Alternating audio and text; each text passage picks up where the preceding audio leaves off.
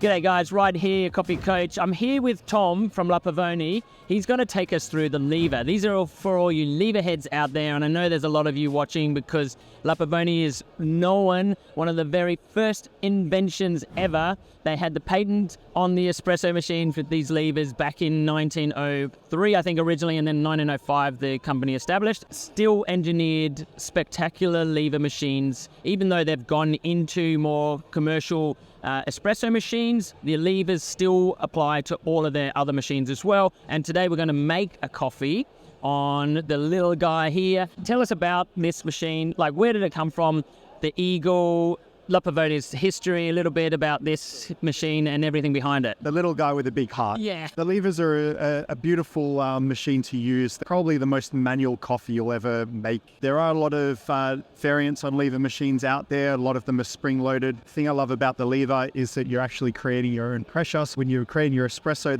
the extraction pressure changes, you get all those nuances in the shot. So everyone's very unique. Takes a little bit of practice, but it's an absolute joy, especially when you get it right. The levers have been around since the 1960s. We started building them back then. La Pavoni did. We started building them in their factory. It was designed to create oily espresso at home with a small footprint without the need of all the pumps that we were using in the commercial world. With this one particularly, this was our Expo 2015. We launched it in Milan in 2015 at the Expo now, which is known as Host. It was just a celebration of everything La Pavoni has ever done in lever machines. You see it's got the straight lever here, which is a throwback to the very first Europiccola that we created. We've also got the Stradivari base, which is a throwback to the Stradivari range, which was designed to celebrate the life of a Milanese lute maker. That range, they've got the lever is more of a bow, so it's everything to do with the lute that he was creating and devoted his life to. You'll also notice that we've got a gold eagle on the top, and for anyone who understands La Pavoni or is familiar with La Pavoni, you'd be thinking, La Pavoni means the peacock. Why is there an eagle on the top? And it's because the eagle is the pride of Rome. When you look back into the Roman history, the legions would go into war with a golden eagle on the top of the tall stick. And whatever happened in the war, it was important that they always returned the eagle to base, the pride of Rome. So we thought it's very fitting to sit atop the La Pavoni lever machines. One of the things that viewers know that I have a decent espresso machine at home, and it can mimic literally every machine out there.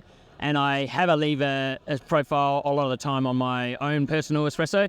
And I noticed a lot of you guys actually mentioned that it cannot replicate a La Pavoni lever machine because of, and then I'm not sure, maybe you guys can actually help me understand this, but it's because it drops a higher flow rate of water onto the coffee bed in that 1 second, like 8 pounds, I believe. But please, if you understand that and can tell me why a decent espresso machine cannot replicate the lever machine, please put a comment in the section below because I'm really keen to understand that. And yeah, but let's get making a coffee because yeah, I want to taste this guy. Wonderful. So we'll start with the Cilindro here.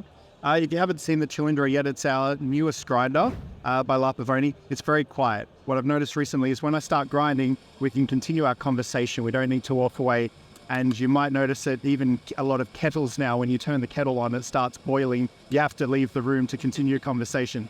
Is this insulated? Is that why it's so quiet? Yeah, so we've got the grinding mechanism in the inside. We call it the Cilindro because we wanted the rounded outside, the high polish, so that would speak well with the actual lever range. Talking to Leon before, and he was saying that they're actually in the works with making a smaller footprint, a smaller size grinder, specifically for the lever machines, because one of the bonuses of having a lever machine is the size of the footprint that just doesn't take up much bench space. And so rather than having a massive grinder, which is very important, as everyone understands now is one of the most important parts of espresso, that it doesn't take up a huge amount of footprint on the rest of the bench space. So yeah, I'm excited to see that. Definitely. And even we've got the levers here on display today, and a lot of the feedback is exactly that. We're looking for that. We're in a small space. Our kitchens are getting smaller. It's nice to still have that coffee experience without taking up the whole kitchen bench top. Okay, so I've just put the lever in here now. What I'd like to do today is call it a double pull. And it just really helps fully soak the coffee puck and also dilutes the flavor a little bit more. So I'm going to lift the lever up all the way to the top and let it sit there. After about 3 seconds, you'll notice that the lever stays up, and that means that we've got a full dose of water there. And I'm letting that mingle with the coffee grounds in the portafilter now at about that 0.75 of a bar of pressure. So it's the back pressure from the boilers pushing that water through. And now after about 10 seconds, I want to just lean down on the lever a little bit.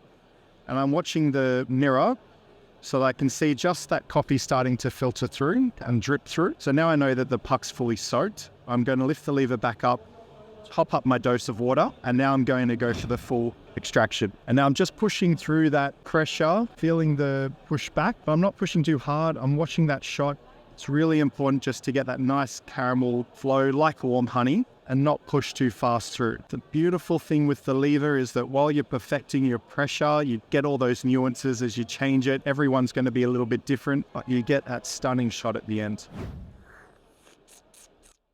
Yeah, oh wow. That's really different to the same coffee that we just tried through the semi-pro. Just amazing how different that same coffee has come through. That this is a lot more brighter, a lot less heavy in the body. It's just silky. Yeah.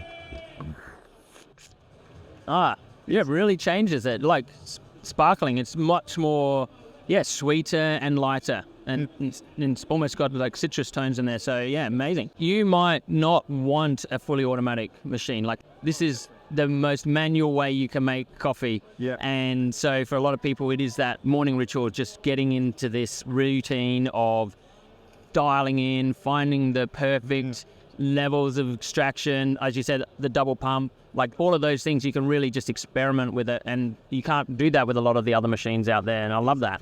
You have full control over every element, and you can change it. Your grind size, your dose, the way you pull the lever, truly personalize everything, and when you serve it, you know it's truly yours, and you also know that it's unique. You can't go to your friend's house and they can't just pull out the same thing out of a completely different machine. You don't have to apply as much pressure to the lever as you would some of the other lever machines like the Flares or the Rocks and those other machines where you really have to push down a lot harder. Definitely. This doesn't require that amount of force. Exactly that. You'll find it, a lot of it comes down to your grind size and your preparation. What a lot of people starting out with the levers don't realize initially is that you need to go a little bit finer with your grind size. Finer than you would normally for a semi-professional.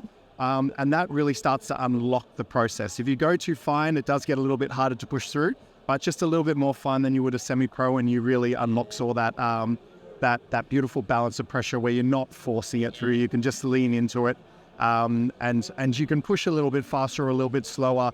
And if you want to personalize that flavor, if it's a little bit too bitter for you, you push it through a little bit faster. Now, also, you do have a steam one for those people who do want to make lattes, cappuccinos. The semi-professionals are designed for convenience, for speed, for consistency. The levers are more designed like a traditionally in Italy, you might have a cappuccino in the morning and then focus on espressos for the rest of the day. So the machine is very focused on perfect espressos. But the steam one here, it doesn't move, but you can easily manipulate the jug around the end to get your perfect texture angled. But the steam's dry, it's fast, it's powerful. I was surprised when I started using it for the first time because it's much faster than a lot of the machines I've used, and it surprised me just the power that you can get from these ones. And did you say it's instant? So it's like literally, if I wanted to, I could just make that now. I don't have to wait for it to heat up anymore. Definitely, yep. So it's ready. So long as it's in that, we've got the pressure gauge on the top here. When we're in the green zone, we're ready to go. And as I turn that on, you'll see just how dry that is. There's not a lot of moisture. It's beautiful. It's really good.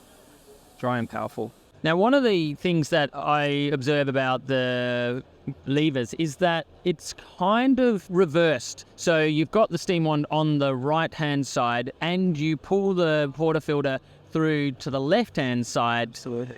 What's the reasoning behind that? Is there any specific purpose that they've kept to that? It can get very confusing when you're moving between the two. A lot of the time, if you don't have the pressure gauge on the top, it's very visual and you're going for taste, you're watching the pour. So you need to be able to see the pour clearly. So when the handle's there, it's in your way. So if you push it over to the left there, it clears your view so you can see it properly. The mirror definitely helps from Passato that we've been using today.